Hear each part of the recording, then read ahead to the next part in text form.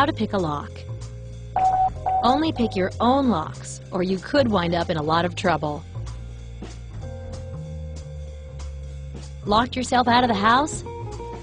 Most common pin and tumbler locks can be picked with a little luck and finesse, so before you call a locksmith, try this. You will need a paper clip or safety pin and a tension wrench. Optional, a second paper clip. Step 1. Get a paper clip or safety pin and bend it straight. Now make a slight upwards bend at the very end.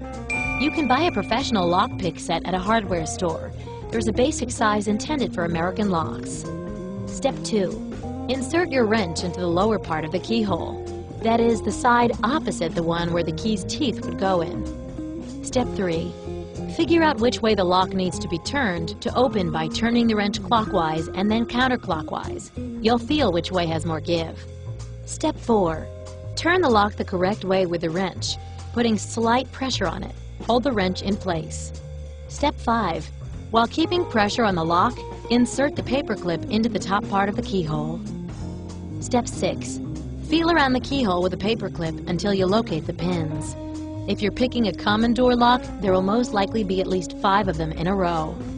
Before you start, many experts suggest raking the lock.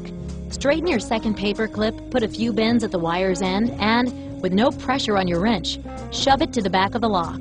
Now pull it out quickly, pressing against the top of the lock while gently turning your wrench. You might just set a pin or 2 that way.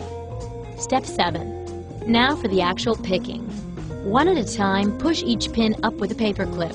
Try to feel for the moment when the pin reaches its unlocked position. You should feel a slight give, or even hear a faint click. Start with the pin furthest away from you, then move on to the next. Step 8. As you go, apply slightly more pressure with the wrench until you have all the pins lifted up. Step 9. Now turn the wrench fully. Voila! The lock will pop open. Did you know wooden locks were used as far back as 4,000 years ago in ancient Egypt?